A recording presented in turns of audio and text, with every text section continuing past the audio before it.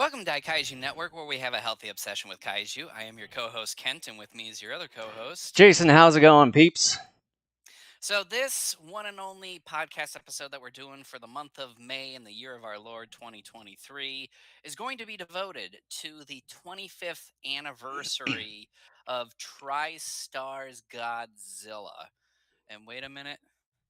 Yep, I hear footsteps leaving the Oh, wait, podcast now. wait. So, I can probably see a mob yeah, for me right now. yep, yep. There, I see it.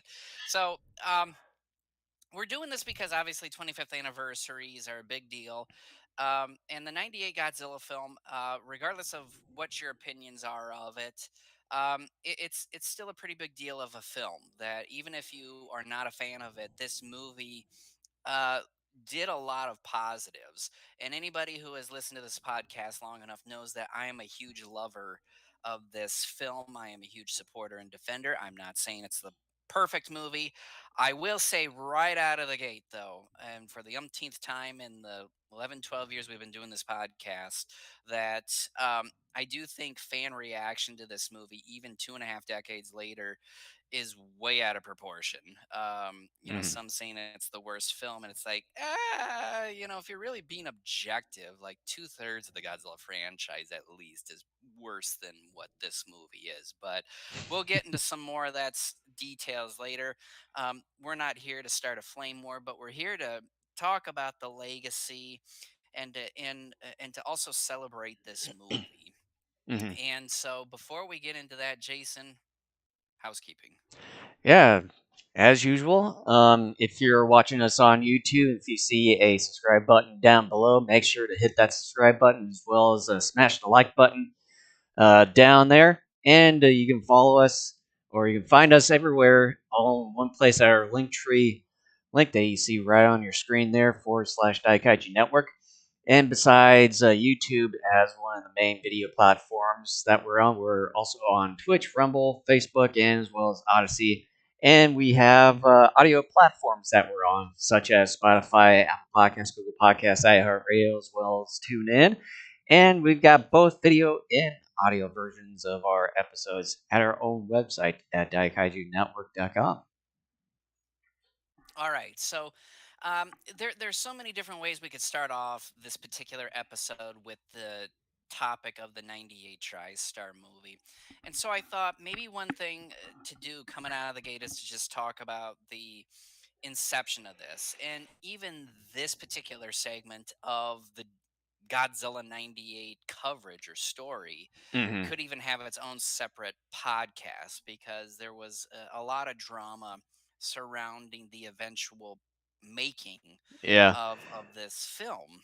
Yeah, and the film itself, like pretty much leading up to it, basically dates back into the early '90s because there have been rummages Even of late 80s, honestly. yeah, because there's been rummages and video footage, or I would say not video footage, photos of the Stan Winston sculpture of his iteration of Godzilla from '94, which was supposed to be made probably around that time, but of course, a lot of development hell and all that stuff, and then just led up to the iteration that we know as the '98 Godzilla movie. Yeah, I mean, so much. I mean, it originally started out, even going back to Yoshi Mitsubano, who uh, directed Godzilla versus Hedorah, wanted to get Americans involved to do sort of a 3D featurette involving Godzilla in the late 80s. Um, and again, it just, for multitude of reasons, this whole project of trying to get Americans involved in the production of a Godzilla feature came and went multiple times, and then it seemed like around early mid 90s was it seemed like maybe it finally got a hold. As Jason mentioned, there was a Stan Winston model of the Godzilla that they potentially were going to make for use in that particular iteration of the film. The film was supposed to be in San Francisco. It was also one story involved it fighting a monster called the Griffin, and then it uh, just it was supposed to be directed by Jan de Bont, who did Speed and Twister and some other films over the years. And eventually, again, it just folded. And And 1996, what? you know, when you say that the film was supposed to take place in San Francisco and then Godzilla was supposed to face the Griffin, it's kind of a bit ironic that it seems like the 2014 Godzilla movie has taken some of the Oh bits yeah, of those absolutely. planned things uh, from the previous story that they were going to originally do. You know, filmed in San Francisco, and then you have the Griffin, a winged um, creature, and then you have the Mudos, where basically one of them was winged in a way. So it's you can say it's a bit of a nod to that original story that was originally supposed to be made. Oh yeah, that was intentionally Yeah. done. Yeah, of course. And I think anybody who thought, who has seen the treatment of the 94 film would at least appreciate the 2014 film a little bit more because in many respects, yeah, it sort of is an homage to kind of that lost idea. Hmm. And one of the screenplays written during that time was developed by the writers of Ted Elliott and Terry Rossio, both of which, at least for me, I equate with the original Pirates of the Caribbean trilogy of films. And they've done numerous other things. And of course, they get involved. They're given story credit, at least partial screenplay credit for this 98 film. And then, of course, 96 rolls around. Roland Emmerich and Dean Devlin, buddies in filmmaking. They did Stargate. I don't remember if they did any other movies prior to Independence Day other than Stargate. I'll But have to take a look Independence at Day that. comes out, massive hit. And then TriStar, is able to kind of again, I all the details. I mean, again, this almost deserves its own podcast. Uh, TriStar gets involved; they get the rights, and Japan is okay with Roland Emmerich and Dean Devlin doing this. Emmerich and Devlin aren't necessarily fans of the original Godzilla series, which even to this day kind of peeves some fans, which I find to be ironic because it's like, well, these guys are in the business of making movies, you don't necessarily have to be a fan of something in order to do it. Hmm. So, but they weren't fans. They kind of turned it down a few times, and then eventually, TriStar, through an awful lot of begging and then giving them a little bit more money in the budget and all that, Emmerich and Devlin uh, gave in and decided they were going to do this. And so a lot of fans have this conspiracy that's been going around for 2.5 decades saying that because they hated the original Godzilla, they intentionally went out of their way to bastardize this movie, which is one of the dumbest things I have ever heard because they know their names are attached to this, even though they may not have been a fan of the original Toho franchise. That doesn't mean they're going to try to just crap everything with this project because if they did that, they know their careers are done. Hmm. So they're going to do what they believe is in the best interest of their project. And so here we are. We get the 98 Godzilla movie, which, is, I mean, again, where to necessarily go from here? I think what we need to do is to talk about one of the greatest things that I think to have ever happened is the marketing blitz Hmm. that led up to this film. It was back, I mean, I remember this I can like remember it like was it was yesterday. Yeah.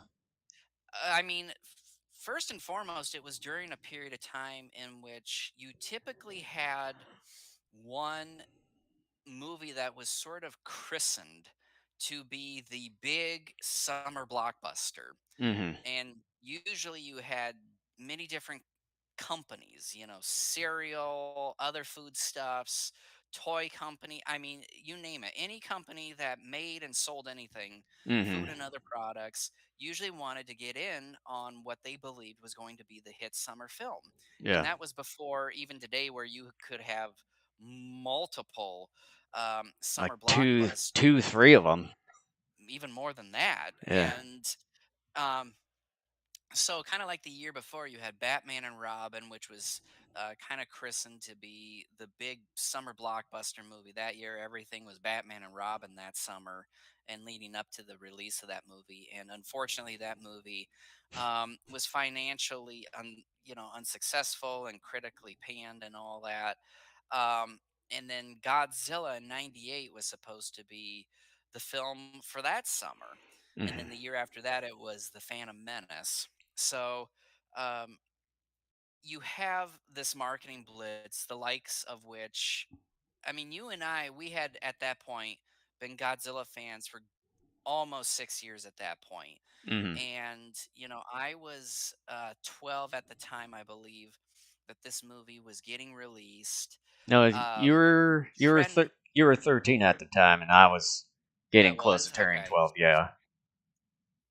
And uh, Trendmasters a couple years earlier, a few years earlier, had come out with their line of toys. You and I were flipping shit Oh, oh because yeah. we became Godzilla fans on my birthday in '92, and all we had were those Imperial Godzilla Hmm. toys, and we would take like a regular cheap gorilla toy you would find at a drugstore, and we would be like, okay, this is King Kong. Yeah. And like we would find other like animal or other weird creature toys. We're like, okay, this over here is Manda, this over here is Spiga, all that stuff. Like it was just an amalgamation of us finding something that closely resembled other kaiju.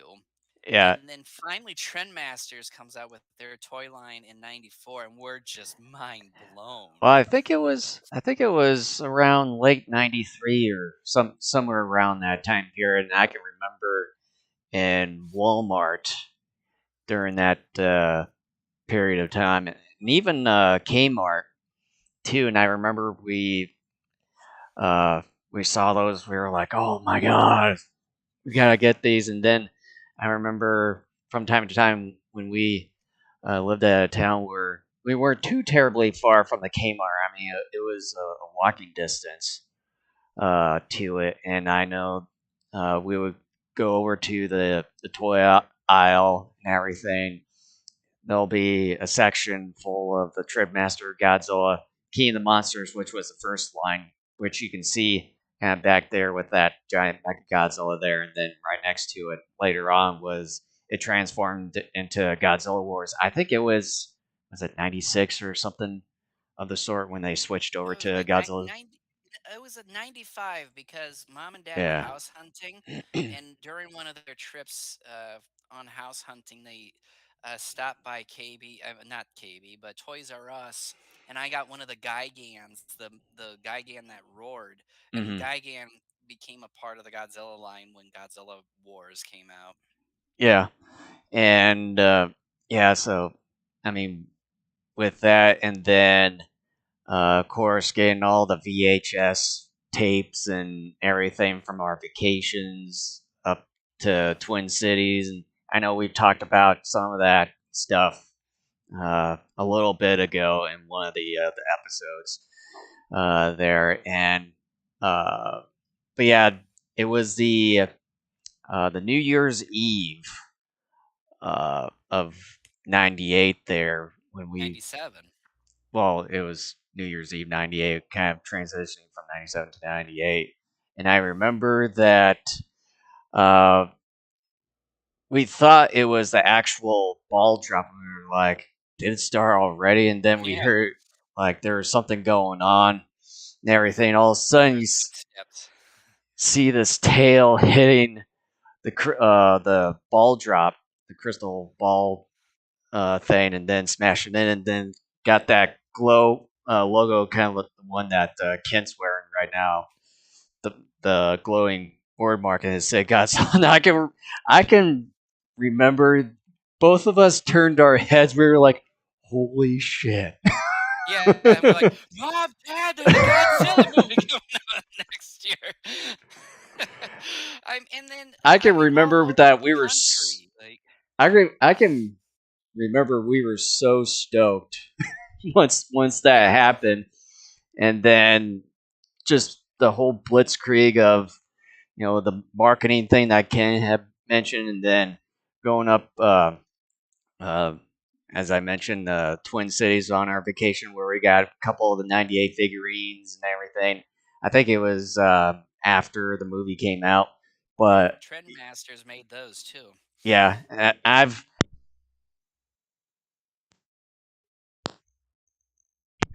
sorry about that. my He got damn so excited. well, my damn chair always Uh-huh. gets like the whole audio headphone set wire caught in this thing, but never mind. But I have like tons of things you can't even see off on the camera, but I've got quite a few things of the '98 Godzilla merchandise still in the box, except for one of them, which is right there. Mhm. Yeah, I mean, the marketing for this thing was incredible. And I know a lot of fans still remember how the design of Godzilla more or less was kind of kept secret. hmm But the design eventually leaked out, and a couple of publications. I remember you and I, we were watching David Letterman one night, and I think he had Matthew Broderick on as his guest. And the little clip that they showed from the movie was the clip in which Godzilla emerges from underneath one of the New York streets in the film, and he comes face to face with Matthew Broderick hmm in that scene before he heads over to the flat eye in front of the Flatiron building to chomp down the fish, and then we have our first sort of action sequence between the military and Godzilla within the film. And I was and still am. I love this design, a more sleeker dinosaurian type of design, um, of Godzilla. And I love it. A lot of people hate the fact that it's based off a water dragon. So what? Like, artistic license. I mean, and again, a lot of people hate the design, and I keep having to remind the people you do realize Toho signed off on this. hmm Nothing could move forward within any part of the production of the film without Toho signing off on it. They signed off on this design, they signed off on how the story goes, Yep. and all that as well. Everything got Toho's approval, and I find it so funny because a few years later, starting with GMK, Toho started becoming incredibly immature by poking fun at this Godzilla.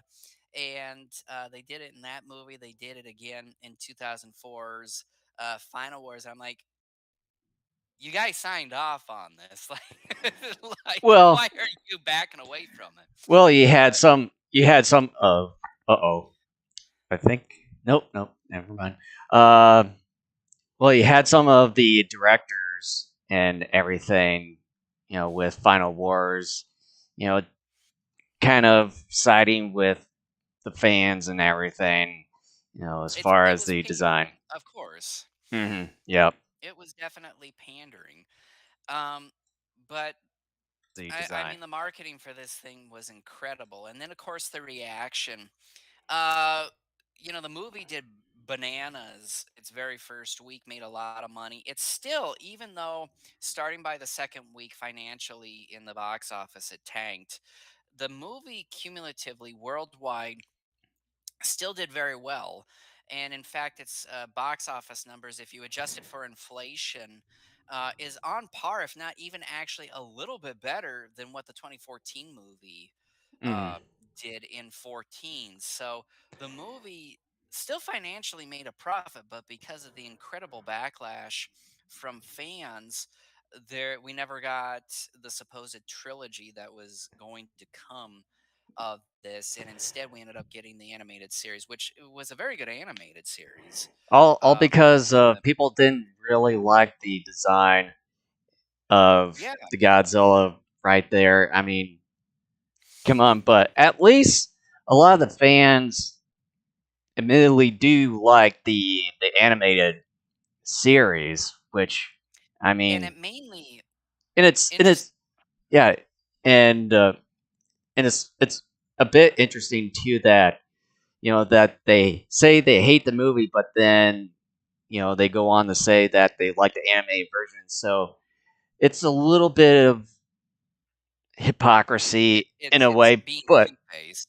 yeah, like what you said, a bit two faced, but you know, with the continuing on with the story basing off of the first movie, and yeah, it's overall it was really good for what it did and for as long as it premiered on TV. Yeah, I mean the cartoon as far as ratings goes did very well. But a lot of the fans, the reason why they liked it, outside the fact that there usually was a monster of the week on there, a lot of fans were saying they liked it because Godzilla shot fire, and I'm saying he did in the '98 film, because when you see him blast his atomic breath the first time, when you look at it around his tongue, you're seeing the flames come out and around, which Mhm. signifies he had it. He just didn't use it a whole lot in the film.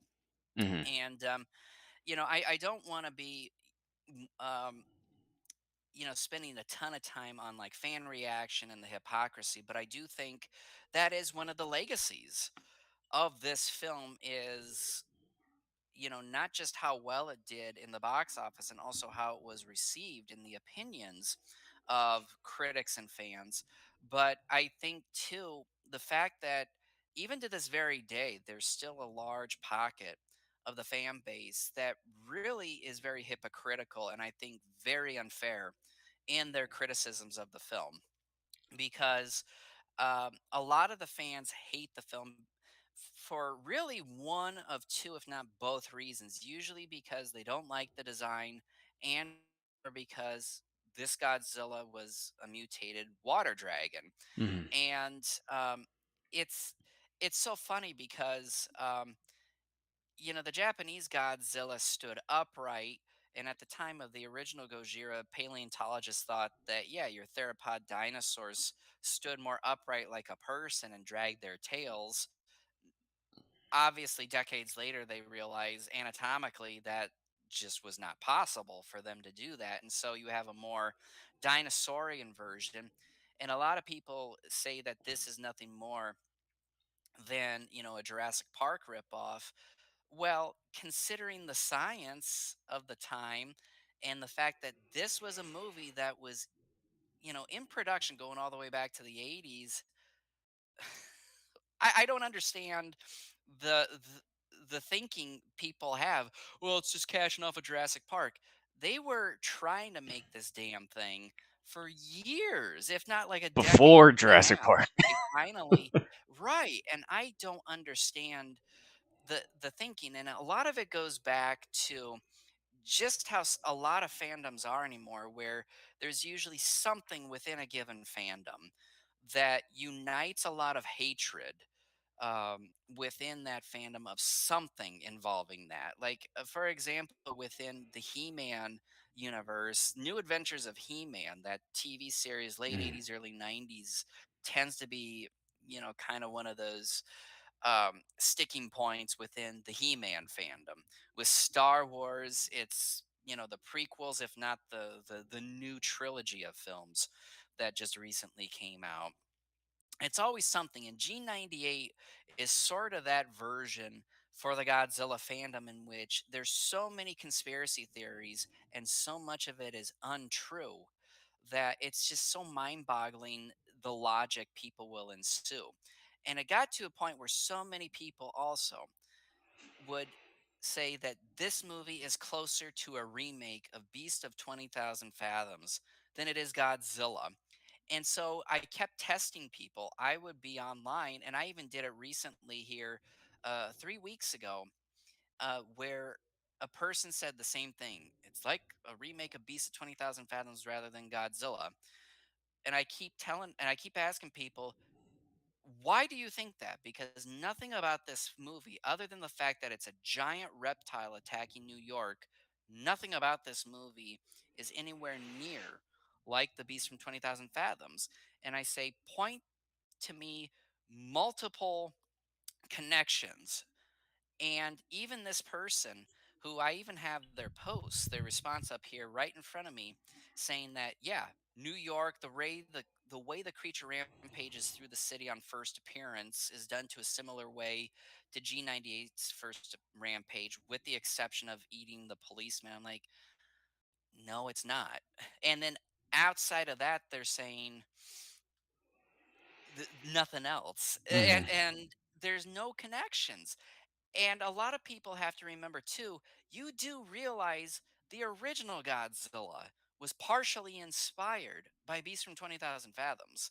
King Kong was the initial response because that thing did bonkers in Japan. And then earlier in 54, Beast from 20,000 Fathoms was also released in Japan, did incredibly well there too. And Tomoyuki Tanaka was kind of that pushed him even more to want to do his own project. So Mhm. the the mental logic and acrobats so many fans for 25 years have been trying to pull on this film. It makes no sense. And I'm just Mhm. like, just come out and admit it. You hate the design, okay? And even then, it's like, okay, that doesn't constitute an immense hatred for a film. And then they'll try to say, well, the character's this, character's that. And I go, well, take a look at this Godzilla movie. Look at a movie like All Monsters Attack. Take a look at a movie like Godzilla vs. Hedorah or Godzilla vs. Megalon. And I name off so many other Godzilla movies. And I'm like, look at the character development and lack thereof here. No one has any legitimate uh, people will refuse to admit that, yeah, a lot of the Japanese films are either on par, if not even inferior, to how the production of this one went. And Mhm. I found it even immensely, not just frustrating, but funny. Back in 2016, when Shin Godzilla was released here in the States, depending upon where you lived, it played either for a day, if not a week. Mhm. And the funny thing is that for so many fans, the reasons that they stated that they loved that movie were the same reasons they hated this. And to this day, that still is a bug in my craw because, again, the hypocrisy. And again, I don't want to. A lot of people are probably rolling their eyes and they're saying you're shitting on the fan base. Here's the thing, I think the fan base does need to be shat on when necessary. And it's not just because I'm a huge fan of this film, it is because of the hypocrisy that we've already discussed. And I, I, f- I found a couple of YouTube videos, and I think if you search, if you type in the keyword, it's either is G98 really that bad or is Godzilla 98 really that bad? You get a couple of really good videos from a number of impartial people, and they sit down, and one of them has a guy where he has a live feed for about 35 minutes, and he's kind of having a conversation with people who are on his live feed discussing this movie. And he's basically saying, kind of like I've been saying, look, it isn't the greatest movie ever made. But really, what's the problem that so many people have here? And even he goes through and tells people, no, that's bunk because it happens in this movie. Like, how can you say you hate it here when in this other movie or so, the same thing happens, if not worse? And so he basically says the standing that fans have on this movie really is, by and large, unfounded. Mhm. Even if you hate the design, truly, if you objectively hate the design of this Godzilla, it still doesn't necessarily pan out to be this ultimate hatred of the film overall. And so I didn't want to really do this because I know it's such a hot button issue, but again, it's because I do care about this fandom, and that's why I bring it up. I need the fandom to be consistent, is what I'm saying. Is that okay? I'm okay if you don't like the movie, but give me legitimate reasons. And then when I start having a dialogue with some of these folks, I go, okay, but in this other Godzilla movie or two, this happened. Well, there is this bias for whatever reason. And I'm even seeing a little bit of that with the Monsterverse movies, how there's kind of this pocket of the fandom that hates the Monsterverse movies. And I'm going, wait a minute. You guys finally were given everything you complained that did not happen with this film. Mhm. And now you're hating on that.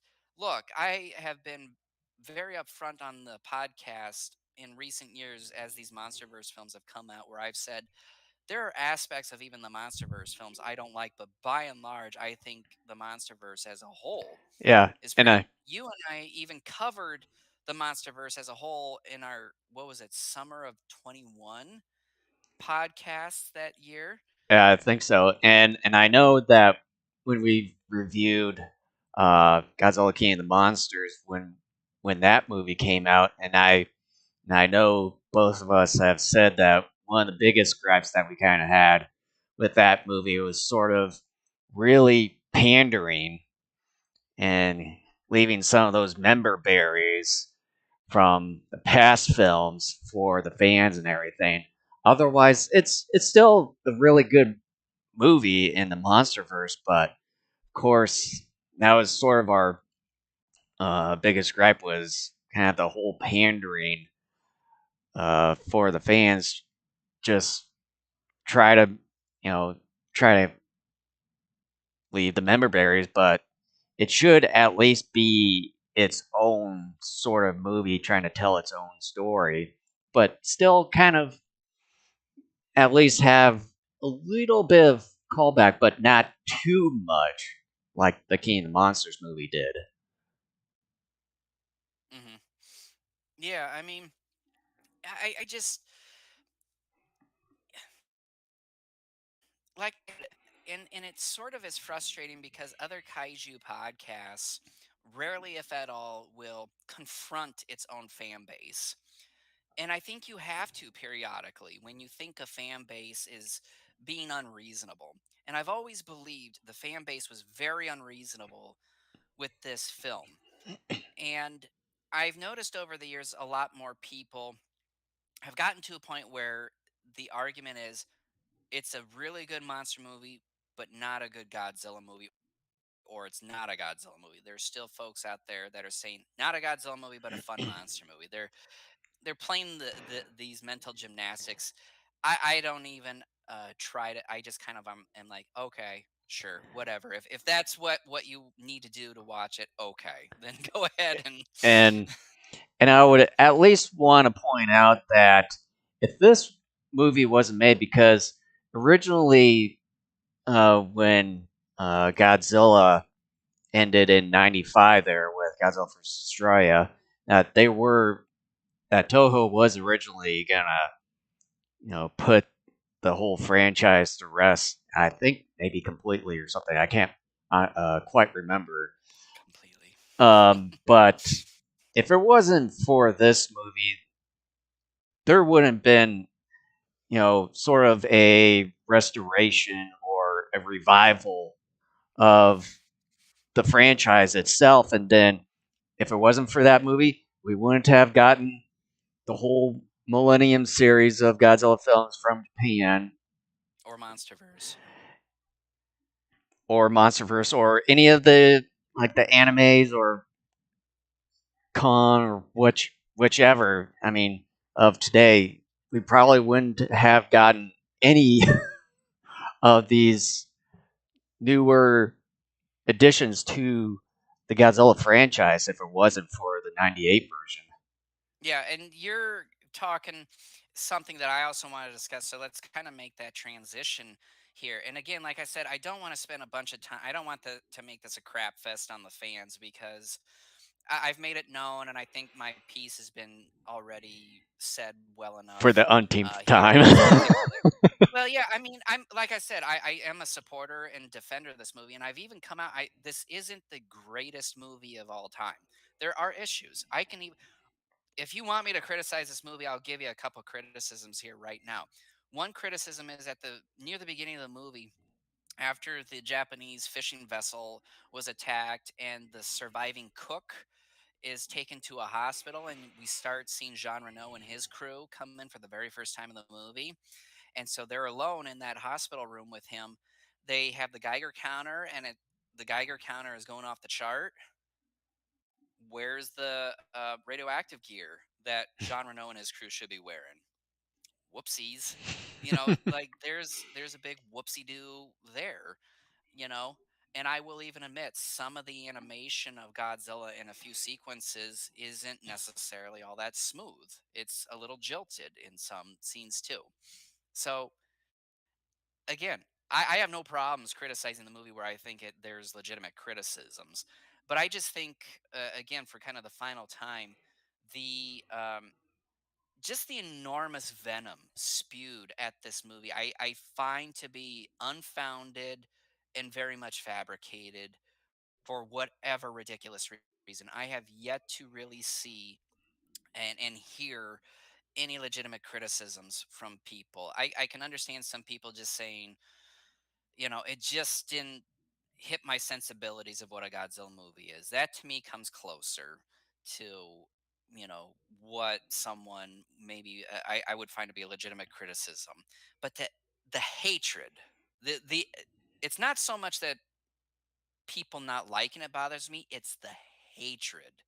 The absolute hatred. It would be like me looking at you, Jason, and being like, God damn it, I hate you, you stupid son of like, and it's like, well, what? And it's just like, because of your face, like, something stupid like that. It's like, well, what about my face? It's just your face. Like, okay, I can't really do anything about that. But yeah, I mean, you see where I'm saying here. There's nothing real legitimate about it. It's like, okay, you dislike it. That's fine. But to hate something so passionately, that's what gets me. Um, but But yeah, yeah, let's talk about. let's move on. Yeah, let's talk about really what good came out of this. And I want to start off by having us talk about our dad for a moment here. Our dad always thought that the Japanese Godzilla movies were very silly. He would watch them with us a lot of the times, leading up to the year '98, and a Mhm. lot of times he thought they were pretty silly. And he went and saw this movie with us back in Mhm. '98, and he a couple times came out and said, "This is the best Godzilla movie I have seen." What's the point I'm trying to make is that for those folks who really didn't care for the Japanese Godzilla film, Or they wasn't well liked versed. they liked this movie. And on top of that, not just for people who had been around and seen some of the older films and didn't care for them, there were people who were born around 97, give or take a handful of years around that period, who saw this movie. If it wasn't their first Godzilla movie, it was one of their first. It created a whole new generation of fans. Mhm. Okay, yes, some of them have gone on to say, yeah, the movie isn't all that good or whatever. So be it. It still created Godzilla fans. Not only that, it introduced a larger segment of the United States Mhm. to Godzilla, the likes of which had never been done before. The closest it ever came was when John Belushi did this parody of Godzilla for when Godzilla versus Megalon was cut down to an hour for what was it, a Sunday evening movie back in the late '70s, like '78 or something like that. And it was nothing more than John Belushi making fun of Godzilla. And that uh, premiering of Godzilla versus Megalon to the United States ended up harming Godzilla more than anything else because John Belushi and the network were out to just make fun of Godzilla in that movie to no end. It was a joke to them. And as a result, a lot of boomers and Gen Xers, and maybe even those from the greatest generation, looked at Godzilla and kind of were like, yeah, cheap ass Godzilla. They don't know what they're doing. It's all kids stuff. It's Mhm. funny. You don't, you're not meant to take it seriously when there was a whole slew of other Godzilla films before that with serious messaging and all that stuff. And this lack of understanding of not just how Toho went about making the Godzilla movies, but also Japanese cinema and what the Japanese movie industry itself was going through in the mid '70s on into kind of the early part of the '80s. The '98 film sort of brought more eyeballs to it, even for a lot of general audience members who may not have been Godzilla fans. Yeah, a lot of them walked away not caring about this movie, but they didn't necessarily make fun of it because it wasn't a movie that was about poking fun at the character or anything like that, the way John Belushi had done 2 decades earlier. Mhm. And so it brought in, we already talked about the enormous merchandise. We finally, for the first time in the United States history, got official releases of films like Destroy All Monsters on home video here in the States. The movie had played a handful of times in the past, but we never got an official home video release of it until this movie was released. And even considering the rest of the Heisei series after Godzilla vs. Heisei, yes. Biollante, where of course we've gotten uh, obviously the King Ghidorah, Mechagodzilla 2, Space Godzilla Destroyer, like all those came out roughly around the same year, or maybe a year later. But yeah, due to this movie, like we wouldn't know how long those movies would have came out. Yeah, they may not have come out. I still think they would have, but it probably would have taken a lot longer Hmm. for those to have been released. And again, as that guy said in that teaser, that New Year's Eve teaser, 1998, the year of Godzilla. 1998 was the year of Godzilla. You couldn't get away from Godzilla basically throughout the entire year. If it And wasn't anything related to this one, you had Japanese versions of it out there. and with that whole media market blitz that they had during that year, you know, constantly putting the name Godzilla out there for the whole masses of the United States. I mean, it should have been a dream come true for the Godzilla fan base there, because then it's like, oh, now we're going to be sort of in the mainstream and everything now. But then, of course, not going to deal with what we talked about earlier. But I mean, it's like Well, you had a good opportunity with it, but then just sort of. yeah, I mean, outside of kind of get hitting the reset button, so to speak, on reintroducing the character to the West, the enormous merchandising, and then creating a whole new generation of fans, regardless of whether or not they, as they got older, still liked the movie or not. The introduction of films that got official home video releases for the first time ever. Or reintroduction of past Yeah, films. the name Godzilla, even years after, between this movie and the 14 film, and I'm skipping the Millennium because I'm thinking from the vantage point of the non-fan. The non-fans probably had no clue that Toho ended up doing a Millennium series for a handful of years after this. Hmm. The fact, though, that this movie still, because of its marketing and everything that happened, anybody who was cognizant during the year 1998 still had Godzilla in the back of the mind. As Bob Eggleton likes to say, with anything Godzilla that comes out, it's all good, because Hmm. what it does is it throws the name out there and it gets people to think about it. And as a result, I think if you did not have the 98 film, the 2014 film, I don't know if it ever would have happened. Hmm. But at the same time, I don't think the 2014 film would have necessarily gotten some of the eyeballs it ended up getting, along with some of the continuing MonsterVerse films. Although a lot of that was the result of kind of what happened with some of those initial films in the MonsterVerse.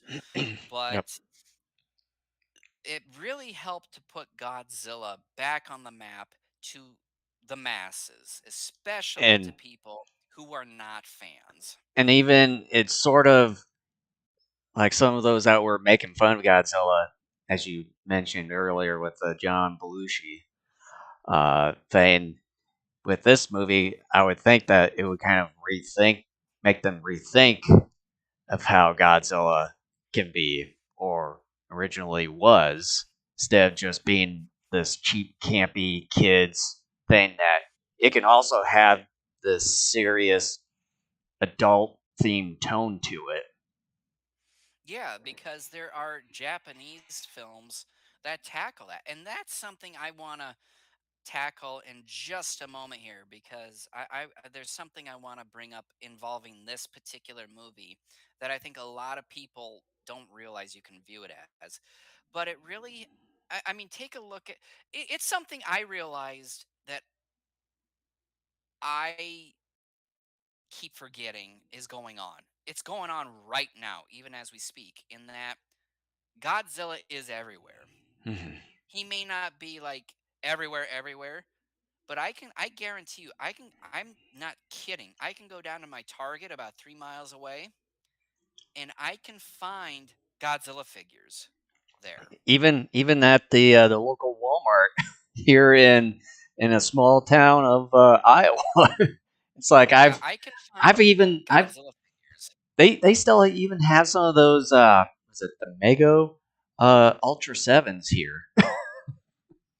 And I once in a while at that same Target can find like these lapel pins. I forget who makes them and what they're called, but they've done them in Disney characters and stuff too. They're Yeah, pins. I know They're I've about seen this them. big. I know I've seen some of those at the Target where I used to live up in the Twin Cities there. Yeah. And I can head to the Walmart half a block away from that Target. I can find that one Godzilla board game. I can find Godzilla Funkos. You know, we were talking earlier how when we first became fans, all we had were those Imperial Godzillas. And then Trendmasters came along a year and a half, 2 years later. And you and I, then, when Trendmasters started that whole deal, we were in heaven. Hmm. And that's something a lot of us keep forgetting and really take for granted is that Godzilla is now more mainstream than he ever has been in the Hmm. United States. And it started here. Hmm. It started with this film. Even if you hate this movie with every fiber of your being, that helped to usher in a new era of Godzilla recognition here in the West. And it's, as they say, the rest is history. Hmm. And you can say it can be like a revival, like in a revival period, or you could even say a golden age It sort of thing. is. Because like I said earlier, if it wasn't for the '98 Godzilla movie, Toho wouldn't have made the Millennium series. They probably would still have the franchise put the rest there. We wouldn't have gotten uh, the couple of the anime shows or the anime movie on Netflix there. Would have especially gotten the MonsterVerse movie there, but um, I don't know if Toho would have actually kept the promise of keeping the franchise uh, quote unquote dead after the I doubt it. After the Godzilla versus Destroyer movie.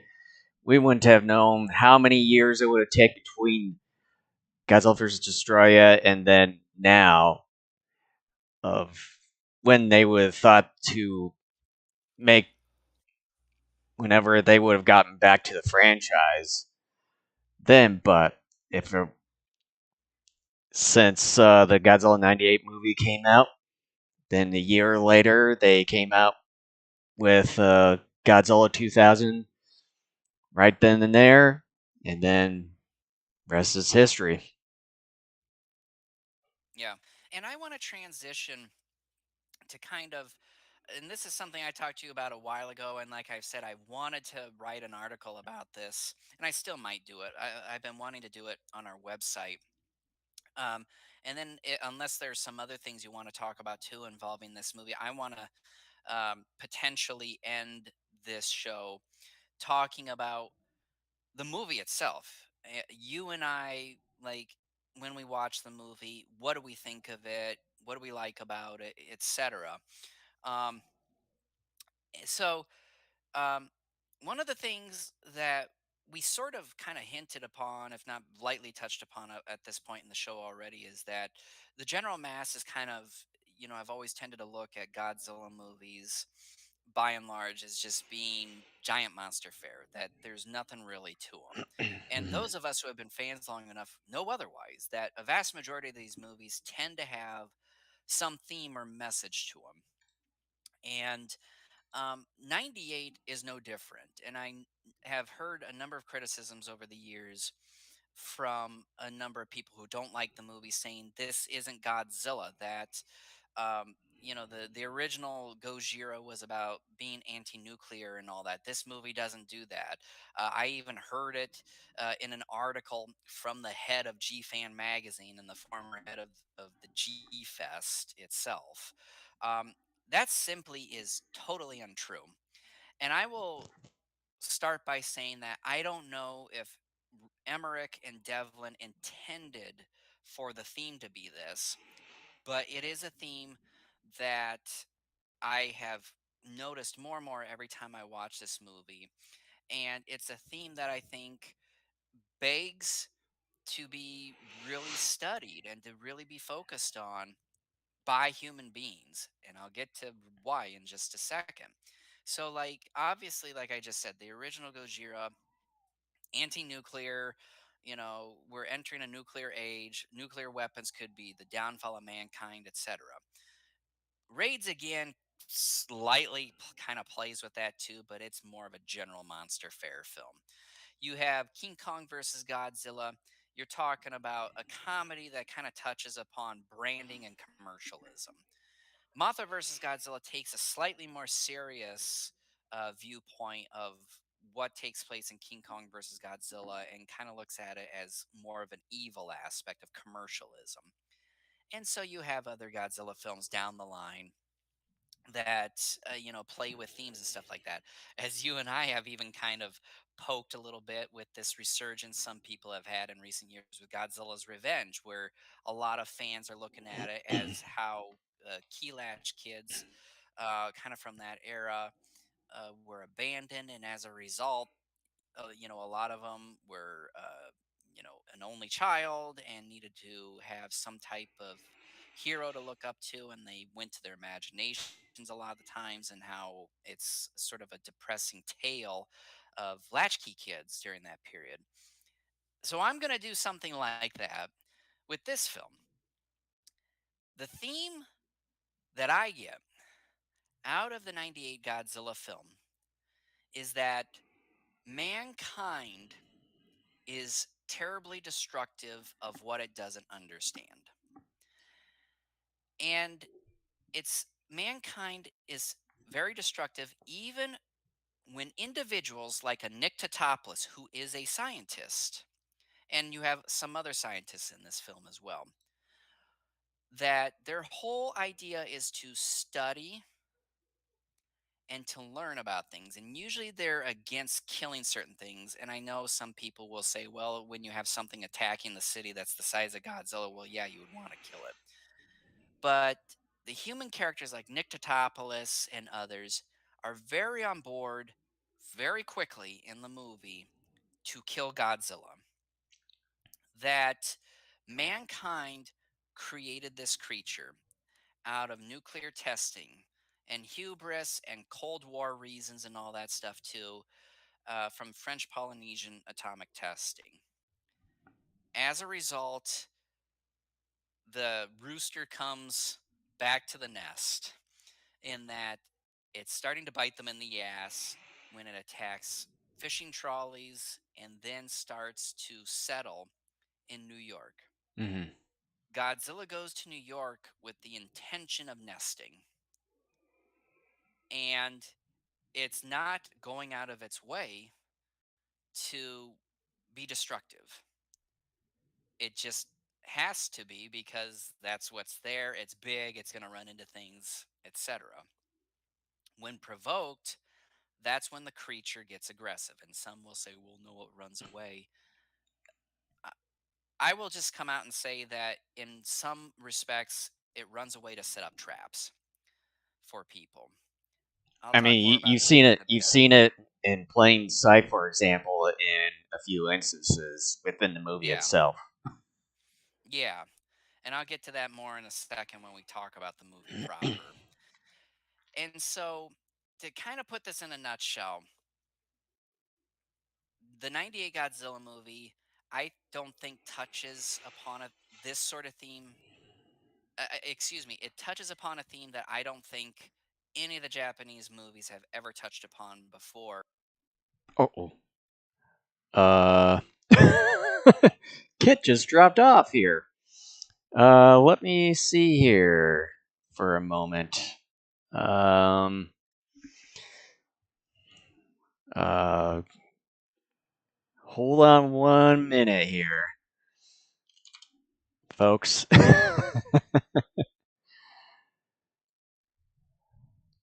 I'm gonna be messaging him here. Uh,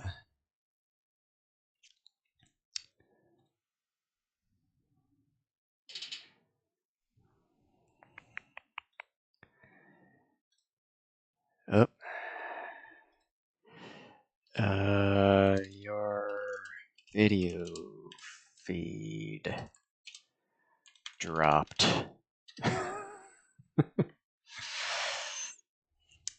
So, I'm probably uh, let's see, maybe, maybe get off, and I'll send you a new link.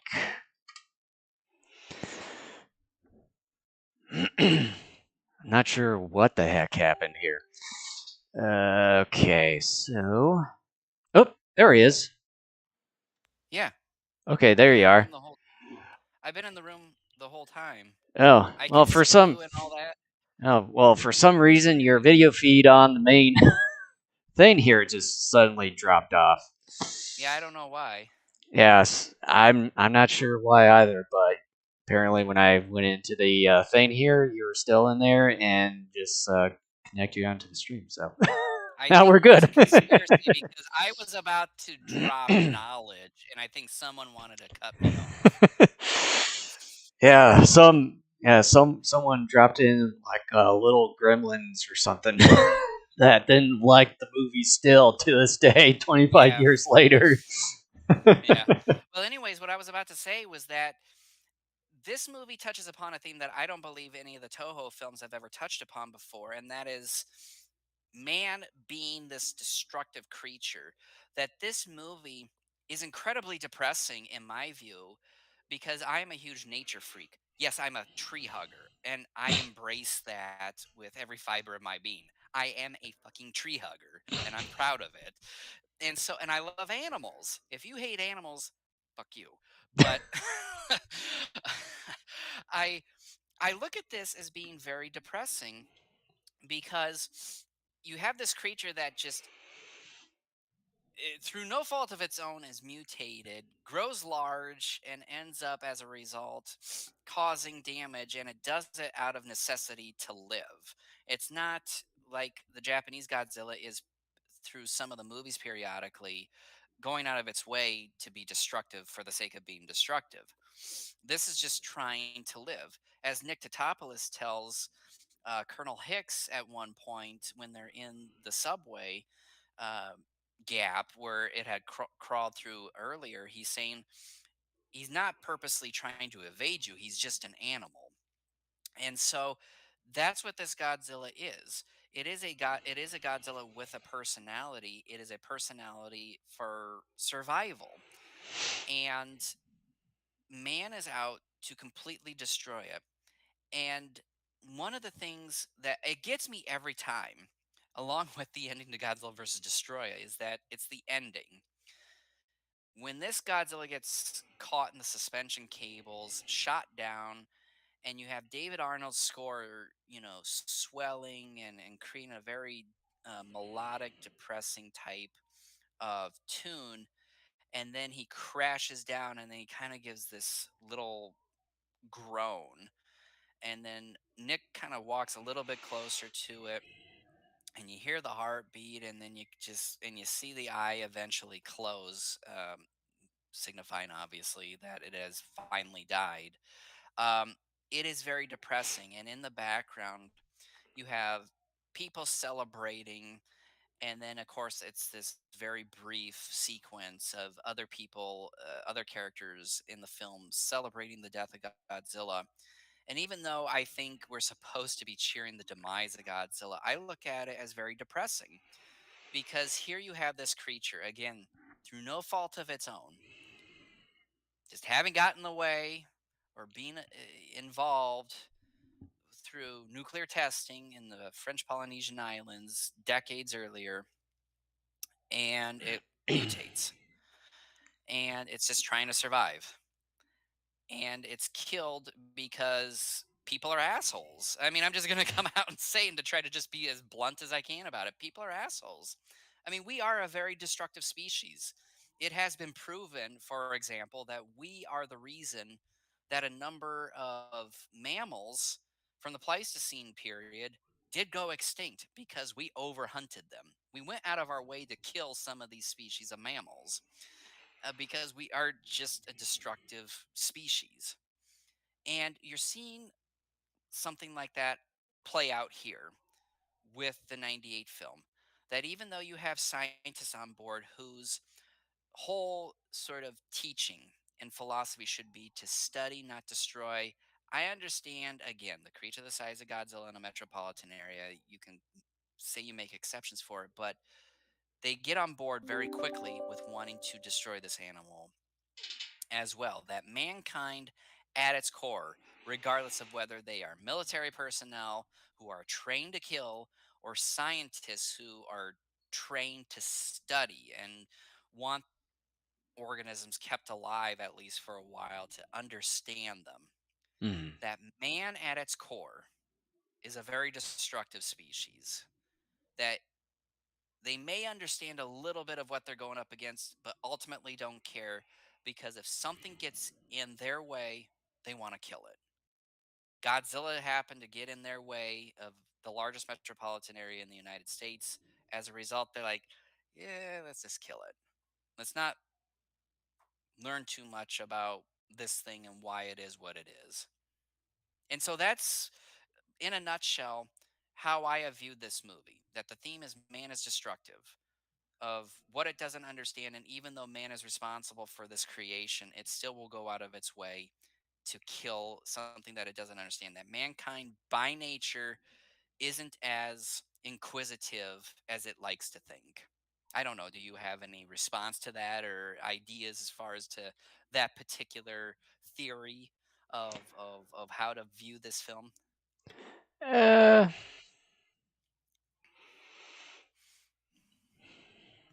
well, I know with the movie, while I did recently just watch it here, that I mean, you do get the nuclear um, parts in it because I mean, it's apparent um, into the story, and it's part of how Godzilla is obviously made, and then they obviously have it, when Matthew Broderick's character Nick Totopoulos, they're studying the worm, like these earthworms earlier in the movie there, nearby Chernobyl, and then of course, I mean, it's still part of the DNA of the movie itself, but then also sort of kind of deep diving more into sort of studying the creature Godzilla in a way whereas a lot of uh, the Godzilla movies previously leading up to this one really haven't done that a whole lot. I mean, they do get a little bit into uh, studying Godzilla in a way, The but original, I think, is the closest they come to with Yamane. yeah, but with this one, I think that they dive a bit more into uh, Godzilla itself, and as well as more of its behavior in a way, in its nature, um, that sort of thing, uh, to me, in a way, and obviously, kind of, man testing things and everything. That's also uh, kind of part of the franchise DNA in a way, because I mean, it's sort of part of the whole lore from the very get go. There, so I mean, it does. For me, I think it takes at least a few things to kind of meld together in a way, instead of just one main thing. Mhm. Yeah, I mean that's a lot of times people, including those who create art, whether it's a painting, piece of music, whatever, they usually say, "Well, if that's what you get out of it, then that's what you get out of it." And that's what I've gotten out of this '98 film is that, one of the things that Godzilla fans long enough have always said, um, there tends to be themes in a vast majority of these films. And I do think that there is a theme here with the '98 film, and that a lot of people, just because of, just intense, unfounded rage, or um, just I don't know, for whatever reason, have just sort of refused to see it. And I think that is how I have viewed it.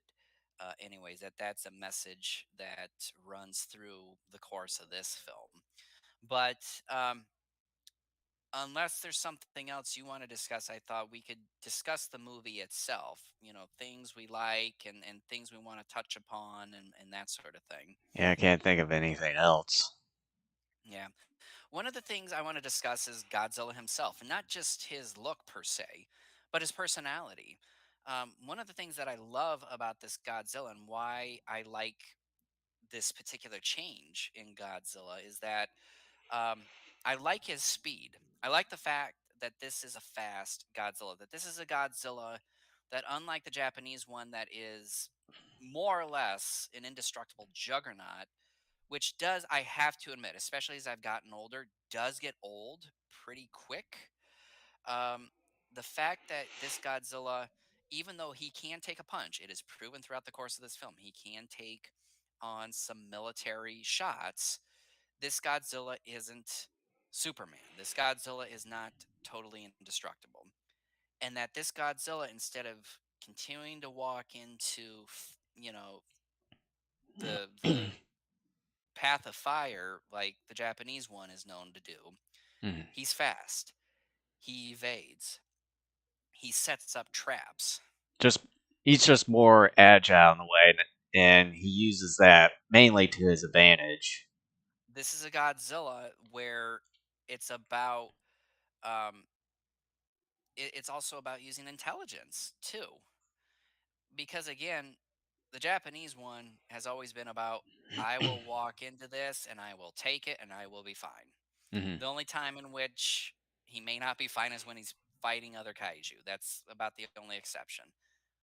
But the Japanese military, we all know how it's going to happen. Hmm. Here, the military does end up killing it. And that's another thing that a lot of fans hate about it. But I'm going, but that's, you miss the whole aspect that this Godzilla, there's more of a stake. If you are a fan of Godzilla, which all of us are, and you're rooting for Godzilla a lot of the times, which I was and still do when I watch this movie, it makes his defeat that more heartbreaking, because you do realize, you worry about this Godzilla more, because you do realize, yeah, with enough firepower, he can be killed.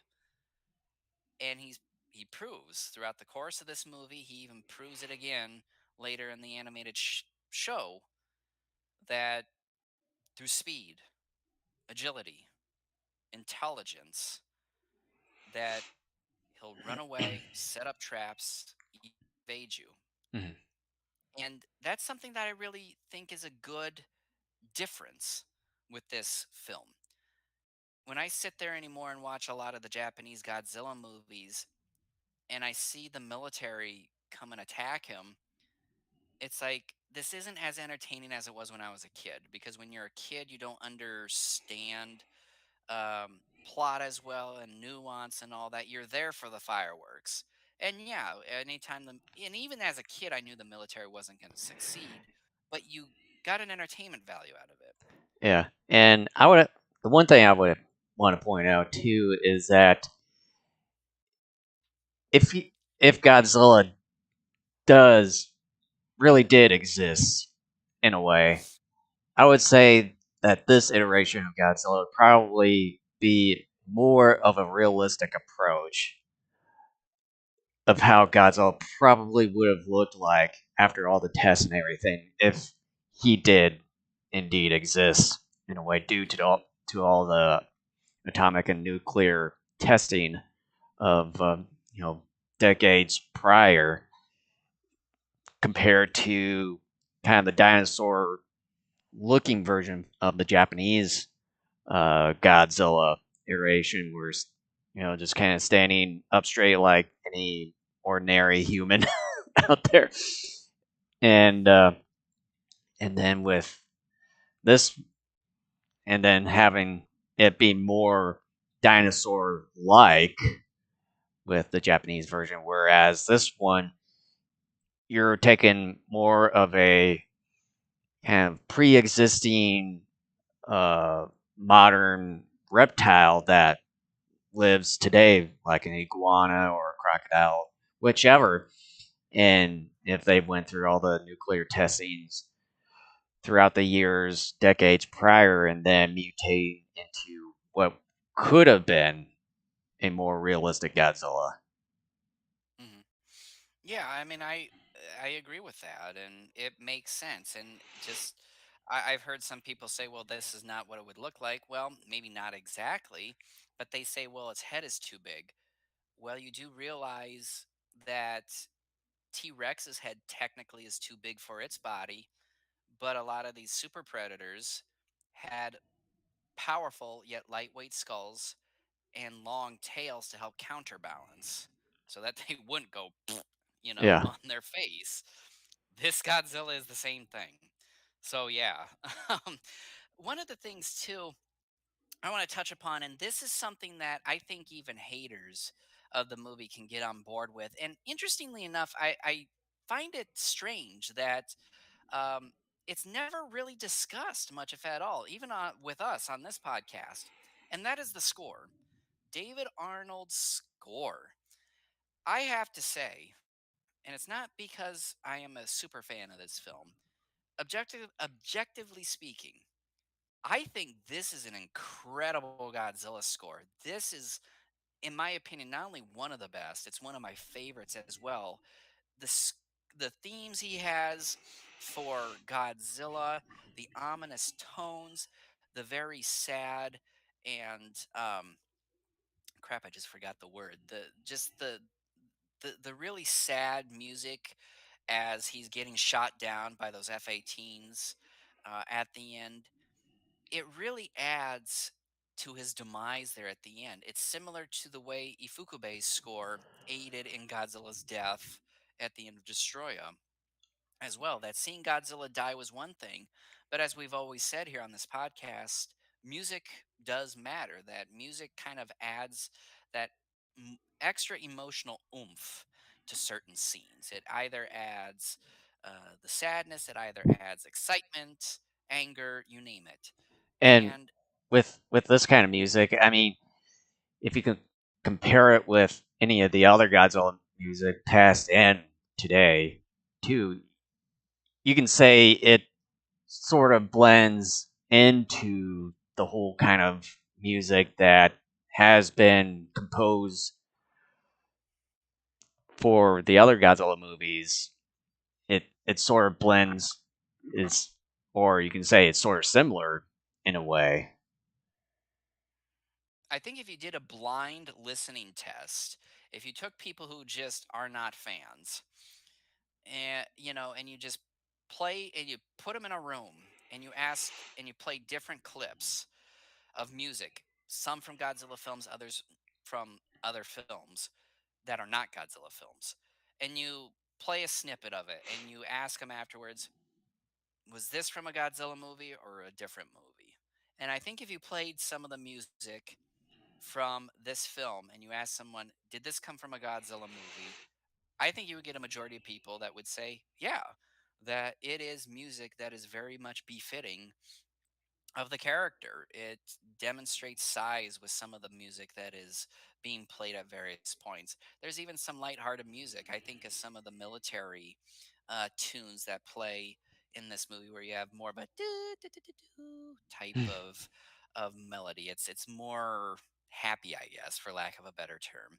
I think David Arnold deserves more credit here.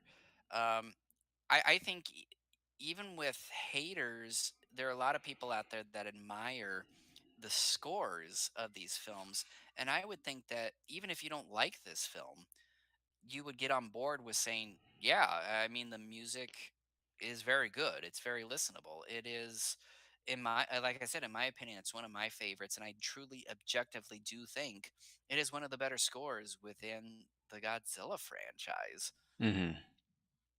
Yeah, and don't bother with Godzilla the album. That just has various artist ones. I think I still like to listen to that though. I like a lot of the music there. For me, I just want to go for the score, not just the ones of the various artists. Because when I bought that, I was like, this is not what I was looking for. It's got a couple of David Arnold tracks. It's like towards the end, but That's um yeah, that there. That's the one that I was really looking for. But I was like, is there any more? yeah. Any I more of the still like score the to it? album. But then it's like, yeah, then there's the whole score with all of his tracks. Jamiroquai, Wallflowers, Green Day, Puff Yeah, Daddy, P Diddy or Daddy or whatever he's calling himself now. P Diddy. Um yeah, PP. I mean, I don't know. But I still think the music's good. But um What do you I think of also the what do you think of the visual effects to the movie? Do they still hold up 25 years later? quite a few do. Some of them though do show their age. I will say this to people though. This movie has been sort of enhanced since the first Blu-ray of this film was released, because I noticed it, how long ago was it now? I noticed it 8 years ago when I bought my first Blu-ray version of this film. You could tell that Sony went back. They not only cleaned up the entire film, but they enhanced the effects too, and it's gorgeous. One of these one of these times I need to get me the is it the 4K Ultra HD version I of do the have movie. that one, even though I don't own a 4K TV. But Yeah, yeah. I need to get that one of these times because I still have that the Blu-ray one that you're mentioning of. But yeah, I want to kind of see if there's any differences in between them.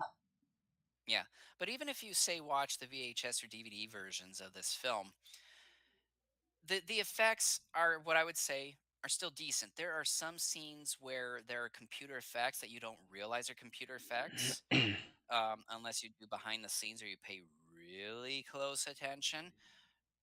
In a way, obviously, those effects are spectacular. When you're talking about like Godzilla and the baby Godzillas, it gets to a point now where it's hit and miss. Mhm. Like I said earlier, um, some of the visual effects work, even in the enhanced Blu-ray version, it's it's not there. It and just and isn't. and also some of the practical effects, particularly the baby Godzilla's there. You can definitely tell, with the animatronic kind of the whole robotic movement there, where some of them kind of did act out more robotic ish in a way. Um, Instead, kind of the whole smooth movement in between, which they could have done a little bit better there. The visuals, in my point, I think quite a few of it's, I would say, still hold up to it. But yeah, some of them have shown their age in a ways. But yeah, It's still better than a lot of other films. I mean, a lot of people always compare it to Jurassic Park, and I go, well, you have to understand that Universal is a significantly bigger studio than Sony TriStar. Not only that, they had Spielberg with them, who made sure, and Spielberg himself even threw some of his own money at it. He Mhm. made sure that they invested in this new technology, and other studios in general were playing catch up. And Columbia TriStar just didn't quite have the investment and infrastructure at this point in time. For what they did have, it worked. I still look at this movie and I go, yeah, not every effect sequence is spectacular, but so what? I mean, it still looks better than sci-fi movies at the time. It still looked better than sci-fi movies that were made 10 years after. Um, it's it does the job, and I Mhm. think a lot of people, again, that become effects snobs, um, are just people I don't even want to talk to, because it's like, so what? Like, even when it was a guy in a suit, you knew it was a guy in a suit on a set of miniatures. That doesn't deter you from watching, the Showa era films or the Heisei era films. Right. So what? And I just kind of shrug my shoulders and I'm like, okay, like, it's hit and miss. That happens with time because we're seeing other films now where that stuff continues to improve year after year. And this is a Mhm. 25-year-old movie. What do you think of the cast? Uh, as far as the cast goes, I think it's pretty decent in a way. Um, for me, I probably wouldn't have picked Matthew Broderick in a way. I don't know if he was because I don't know if he was like kind of the whole A-lister during that time in the later '90s and all that. I know he was in Ferris Bueller and some of those other Bueller. movies in the '80s and stuff. I'm not because I mean you had quite a few of other A-listers in the day. George Clooney kind of up and coming. With the whole Batman and Robin sort of thing. You also had Val Kilmer. Those sort of things. Even Tom Cruise. But I mean, for what the story was telling and everything, I think the cast overall was pretty decent. I do like the French guy, by the way. I think he was, Jean Reno. yeah, I think he was, for me, I think he was the highlight of the movie in a way. I do like his character in a way, but yeah, overall, it's a pretty decent cast for what the movie was going with and for Yeah. what the story was trying to tell. Yeah. For me personally, I would say, maybe with the exception of like Monster Zero, this is maybe my favorite cast. I really do. When I do think of just Godzilla casts in general, this is usually one of the first groups of cast members that I think of. I do like them. Are they the greatest actors in this movie? No. But I think they're fun. I do think they're a lot of fun. They deliver comedy where appropriate. I think they do their jobs very well. I think Kevin Dunn is spectacular. Hank Azaria is, to me, the highlight from a cast member standpoint. Jean Reno is great. Mary Patillo is a pretty decent love interest. Matthew Broderick is okay, but I still like him in this film. Um, Michael Lerner as Mayor Ebert, I think, is great. By the way, rest in peace. He died here a handful of weeks ago. And then you have the other guy playing his assistant Gene. Of course, it's a riff off of Siskel and Ebert, and I know people are like, "Oh my gosh," because they gave a thumbs down. Emmerich's being petty. It's like, no, he's having fun here. Like, Hmm. other filmmakers have done the same thing. Um, I forget the actor's name, but he plays um, uh, uh,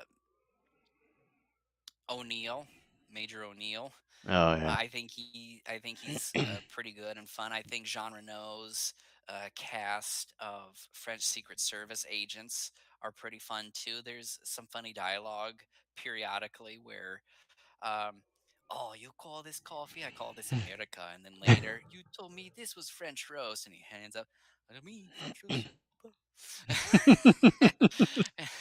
And then he's looking at the pastries and kind of like no croissant, and no, then monsieur. and then handing out chewing gum and stuff. It's like, Yeah, oh, it's supposed to make it us just more looks more American. American. And then he does an Elvis impersonation at the checkpoint. Yeah. Like, watch Elvis Presley movies. He was the king. I just, I do like it. I mean, this is, I think, a fun cast, fun characters. In my opinion, out of all the Emmerich movies I've seen quite a few of them. This, I think, is not only his best, but it's my favorite. I mean, Mhm. it is a very memorable cast, and I think it's great. Yeah. So, do you So have you it? want to close out with like final thoughts on the film and then kind of its legacy? Yeah. Well, before we do that, we didn't really touch upon as far as the story. Like, what did you think of the story? Like, how kind of the overall plot? Um, like, yeah. I like it. I mean, like again, I mean, being a fan and defender of the film, I enjoy it. I know a lot of people say it's a general monster on the loose film, and to some degree, that's true. But again, too, like I stated a little bit ago, I think there is a major theme at play here, too, that so many people are overlooking when they think about this film and when they watch the film. I'm always amazed at how fast this film is. That if you're not counting credits, the film's actual length is 2 hours 9 minutes, and for some people that's too long. I think it feels significantly less than that. I'm always amazed at how fast it is, and a lot of it's because when you enjoy something, a lot of times you're so immersed in it, you kind of lose track of time. Hmm. And I think that's probably what happens with me when I watch this film. As I said here before, on our year-end episode 4 months ago, when we were ranking like our favorite movies of the year, and this for me was number one. And I said, other than Godzilla versus Kong, this was the movie I've seen the most the last couple years. Um, and the viewing here yesterday would have been viewing number of 11 for me, I think, since 21. So, um, I mean, I enjoy it. I have a blast every time I watch the movie. I think it's a lot of fun. Unfortunately, part of me gets a little sad because I still unfortunately think about how terribly you know, underappreciated and unfairly panned this movie has been over the years. I kind of get into that. It's really hard for me to get out of that headspace because I am such a fan of this film, and it always reminds me too of how poorly a number of fans, especially in the early 2000s, had treated me on some message boards when I would talk about how much I enjoyed this film. So, unfortunately, it's a little PTSD on some level. I get a little angry and sad, but then I enjoy it though too. Like I said, I like this film. It is truly one of my personal favorite Godzilla movies. It's also one of my personal favorite movies of all time.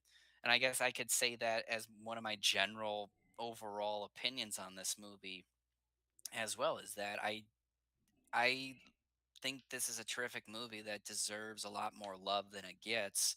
I love it. It's a really fun film. I have fun with it every time I watch it. Its legacy will always be, I think, shrouded in conspiracies that are totally unfounded. And And controversy. yeah, and this is a film who really a lot of fans, even if you don't like it, you should appreciate it for the fact that you had that huge marketing blitz. tons of product at the time, especially if you were of appropriate age to where you were aware Name of what the recognition. products were. And then not only that, it helped make Godzilla significantly more mainstream than ever before in this country. Ultimately led to where we are now, where you can find some decent amount of Godzilla merchandise at your local brick and mortar stores because it helped to bring him more to the forefront than he ever had been before. It also helped spawn the Millennium series, spawn the Monsterverse. Yes, those in many ways were a response to the backlash of this movie, I would but still, I would without also this movie, I would also say it spawned other various kaiju movies besides right? Godzilla, including Pacific Rim. And even then, it helped to make people aware again, and even more so, of the Japanese Godzilla films. And that And the whole companies kaiju have, genre. yeah, and people, some of these media companies over the last 25 years have released Godzilla movies, Gamera movies, other kaiju films, and other tokusatsu films. There, this, again, even if you didn't like this movie, it made people more aware. It brought in merchandise, it brought in releasing it. And to me, We're living in a golden age of kaiju because of the 98 Godzilla movie. and two, we wouldn't have such an easy access to any of these kaiju genre movies and shows if it wasn't for the 98 Godzilla.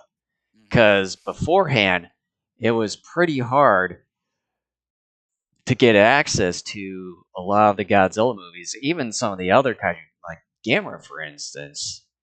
It's like, I would say after the 98 Godzilla movie, I would say, maybe about a year or so after that is when I discovered the whole Gamera franchise. If it wasn't for the 98 Godzilla movie, I wouldn't have the access to other kaiju movies and Hmm. tokusatsu. Yeah, every fan, regardless of what you think about this movie specifically, every single one of us that is a kaiju fan owes a debt of gratitude to this movie Mhm. just because of that. Because, yeah, we wouldn't be here. We wouldn't without the 98 movie. The Yeah, 98 movie, the shadow it casts is large for good or ill, if not a combination thereof. yeah, we wouldn't have started the podcast 13 years ago. Yeah, I mean, the 98 film, I mean, it is, I forget the term, but it's sort of, it's kind of like a Tom Brady, so to speak, where you have a kind of like what they call a generational player in sports.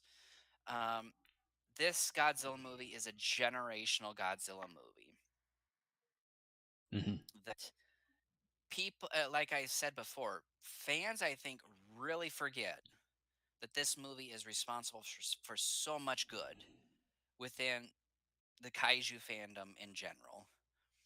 Because we certainly would not be living in the era we are in now, in a good sense, without this film. And I think everybody, like I said for the umpteenth time, even if you hate the film, you still owe a debt of gratitude to this film. Because without it, we would still probably be living in what would be sort of the dark ages where Godzilla movies probably would be sparse. God knows where we don't know if we would have the Millennium Era or the MonsterVerse. Uh, the merchandising, Mhm. people in the West would still probably look at Godzilla as nothing more than this goofy kid's stupid product. We probably wouldn't Whatever. have gotten a Mhm. whole lot of the merchandise behind us. I truly believe we would be more in that deep dark era, more than likely than we would be now, where there is more genuine respect for this property. And it's because of Godzilla 1998. Mhm.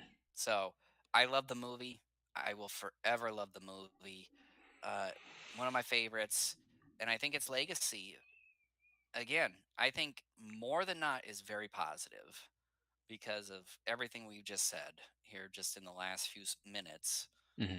that it's responsible for, and a lot of it is good. Hmm. Yep. And so your final thoughts on the film? Yeah. My final thoughts on the film. You know, it's kind of with when we started following Godzilla and the other kaiju and stuff with Godzilla versus the Sea Monster back in '92. I would say this one is kind of one of the major fabrics in our fandom to not only Godzilla but for the whole kaiju and tokusatsu, simply because of what we just talked about, giving us easier access to not only Godzilla but to other kaiju, tokusatsu movies and TV shows and all the merchandise. Um, Everything, if it wasn't for the 98 Godzilla movie giving us that easy access to all this, and it's one of the major foundations for me, and so that's probably one of the biggest takes for me is kind of giving us the easy access and giving us so much more Godzilla right after that. But um, getting back to the movie itself, it's kind of your usual Roland Emmerich, Dean Devlin movie with kind of the whole how do you say, kind of the big budget uh disaster sort of movie, which with Godzilla, it's to me it's kind of a perfect match between the two because with Godzilla being a big monster destroying things, and then with Roland Emmerich and Dean Devlin with their movies over the years, they kind of know how to do these big disaster movies. So it's a pretty good match in that way. Um, there are a couple of gripes with their, as far as visual effects.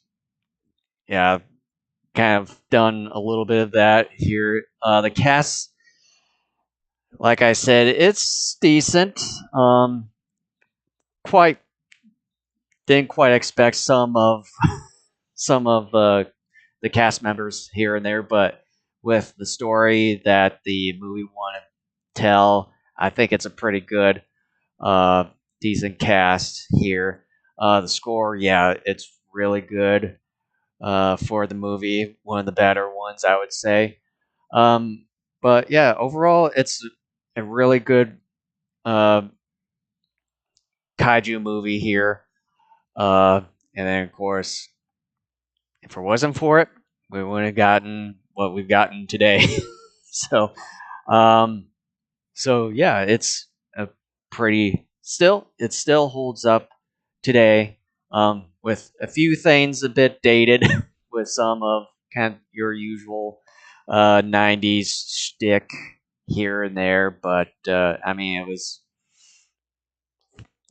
made during that time period. So yeah, And one thing I forgot to mention is that for me, every time I watch this movie, I'm transported to that period of my life in which um, same here. it was a simpler time. Now, granted, I was a very young teenager, wasn't quite, as aware of what the world was like and all that. You're kind of involved in your own little world, and I'm transported to that back in time of just more innocence and enjoyment, that life seemed more fun and more simpler than it does now. And that's something that I enjoy. And one of the things too, and I cannot believe we both forgot about this movie is also very special to me because it is the first Godzilla movie either one of us had seen in theaters at Mm. that point.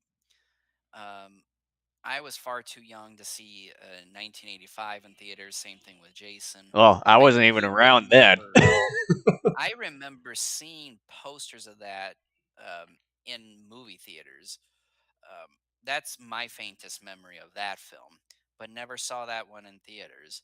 And so this movie also holds that special place in my heart too. It doesn't just transport me back to a more fun, innocent time in my personal life that makes me forget about just the crap that is the world today, but it's the first Godzilla movie I saw in theaters. And that's something that is also incredibly special to me as well. And that's something I will never ever allow anybody to take away from me. That this movie, I still remember this moment, and it's when they set up the second fish trap there in Central Park, and Godzilla comes out, and they're trying to get him in the open. He comes out, and he's kind of looking around, and he's kind of inspecting the whole area, and then he kind of crouches down more, and he gets closer to this group of military personnel, and he kind of lets out this little low growl like "Roar." And I remember, and I can see it 100% clear in my mind's eye. Back when that moment happened in the theaters, I remember the bass on the speakers in the theater rumbling so much that the theater shook for a moment because of his growl being so low. I remember that, and I think of that moment every time that moment pops up when I watch this movie. And so that's something I want to say too before we close out here is that this is very personal to me. It's very, very special. And I think I will forever believe it is an incredible shame that this movie is hated the way that it is. I can understand, I don't expect everybody to like everything. I get that. But again, like I said earlier in this episode, the hatred, the absolute white hot hatred that so many had and still do for this, I think is dumbfounding. I Hmm. don't get it. And it really makes me sad because I think there is very much a fun, good movie here. And people just, again, for whatever reason, refuse to see it. And again, for the umpteenth time, again, I don't expect everybody to enjoy this. I understand we all have different tastes and stuff, but I think a lot of people don't think for themselves. They want to follow what other people are saying, and more specifically, people that they think have more sway in the fandom than they do. And because they're afraid to be a lone voice to say, no, I object, because they don't want to get criticized and all that stuff, that they hide behind other people, that they don't really come up and sit by themselves and think about it and kind of think, do I like it or not? And if so, why or why not? This whole episode has been both Jason and I basically saying, this is why we enjoy this film. And I think we've made our case very well. I have made my case, I know, plenty of times over the years since we've been doing this podcast. Hmm. And I really hope more than anything else, even if you're a hater of this film and you got this far in our episode of our love fest over this film, that hopefully you walk away from this thinking for yourself, that you sit down and you ask yourself, why is it that I've hated this film for 25 years? And you bring up legitimate criticisms. You play in your mind a fake debate that you're having with someone like myself who is a fan of this film. And you pretend we're having a discussion or a debate. And it's like, okay, well, I don't like it because of the design. And but then you pretend me in your mind's eye saying, well, what about Shin Godzilla? Shin Godzilla had the mouth on the tail, had lasers shooting out of its spines, had the lower jaw splitting open and all that stuff. What about that? assuming you're a fan of that, anyways. But or or the Netflix anime Godzilla. yeah, and basically what I'm saying is think for yourself. Really ask yourself the hard questions. And if you still end up disliking the movie, so be it. But at least you thought for yourself and didn't hide behind someone who maybe has more influence in the fandom. That you think for yourself. Hmm.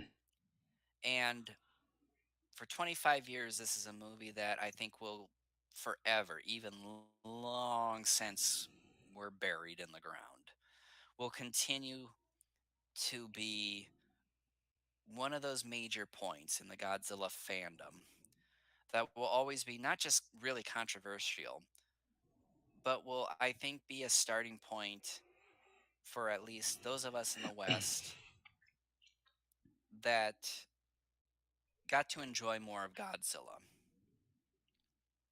And this movie I will go to my grave loving it. As Jason said, it's a foundation for him. It certainly is a foundation for me because, again, this was going into our sixth year of being fans. I mean, for us, when we first became Godzilla fans, almost everything in our personal lives after that was Godzilla. Hmm.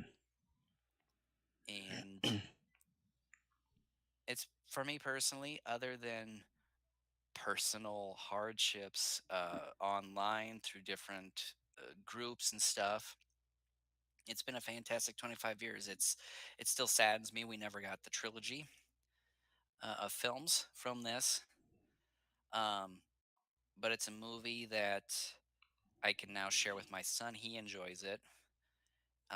So again, I still get enjoyment out of it, even though, like I said earlier, there are a lot of times when I watch and I'm still reminded of just the unfortunate amount of hatred it gets, but also the way I was treated for quite some time. But that has never stopped me from enjoying it. And so, with that, Jason, if you want to do any final housekeeping, we can Yeah. wrap up So this episode. Yeah, so final housekeeping, if you're still watching us on YouTube and if you haven't clicked the subscribe button down below, make sure to click that and as well as smash the like button as well. And you can follow us everywhere in one place at our Linktree page there, right on the screen /Daikaiju Network. And besides YouTube, we're also on Twitch, Rumble, Facebook, and as well as Odyssey for video platforms. And we're also on the following audio platforms such as Spotify, Apple, and Google Podcasts, iHeartRadio, as well as TuneIn. You can find both audio and video versions of our uh, episodes right on our own website at daikaijunetwork.com. That, thank you so much for listening to us. This will be our only podcast this month. Jason and I need to iron out some when we're going to return. Jason decided to be a lazy American and go take some time off. So, I mean, Well, it's like besides going to Chicago and Michigan every year, it's like I haven't been on an actual vacation on my own for 6 years. So it's like I think it's probably time to do so. So I'm gonna do that.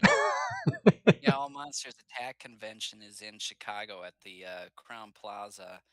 And seeing some pictures from some of my friends that are there this week, and it's like, oh man, I miss when G Fest was there. And Yeah, yeah. Was I did see some of those pictures too, and then seeing kind of that whole Balmoral space there that they're using for the convention there. yeah.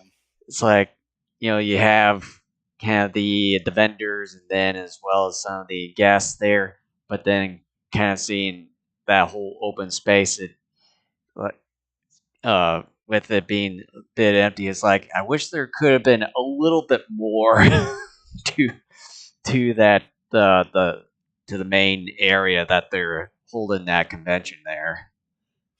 Well, my understanding is that is continuing to grow each and every year. So Well, even with this one, it's its second year, so but um, yeah, was it if if my kids weren't in school, I would have gone because yeah, I remember at one point earlier in the year, even though I'm not going to G Fest this year, I both of us, yeah. legitimately thought for a moment of like taking my son out of school Friday and then having us like go to this, but I thought, I don't know. Well, I know you and I have talked about like whenever we get back to kind of wanting to go back to a convention that um, kind of thought of this being probably we go to this one next and then maybe sort of try to go to G Fest every other year or whichever. So, Yeah, and just kind of see if that's still um, kind of being the same or if they were trying to actually try to make some change. Kind of some of our gripes that we've been saying every year with yeah. G Fest, but yeah. Yeah, I'm gonna keep an eye on All Monsters Attack, hear their news. I would assume within the next few weeks to a month they'll have more on next year. I'm thinking if they're back in that same general area next year, I may actually try to go next year. So Yeah. stay tuned for that. Yeah, and since I pushed back my Japan trip for another year because I was originally going to go next year, but I decided to push it back to 25. I've been kind of been kind of thinking about it along with some other places, but it's it's a bit early right now. But I know maybe after I get back from my trip here, maybe start thinking a little bit ahead of time. Yeah. And so with that, thank you so much for watching or listening to us. And we will be back and God knows when. Probably in June. So It'll be June for sure, but so when yeah. exactly we have yet to find out. So yeah, with that, I'll see you guys next time. Watch for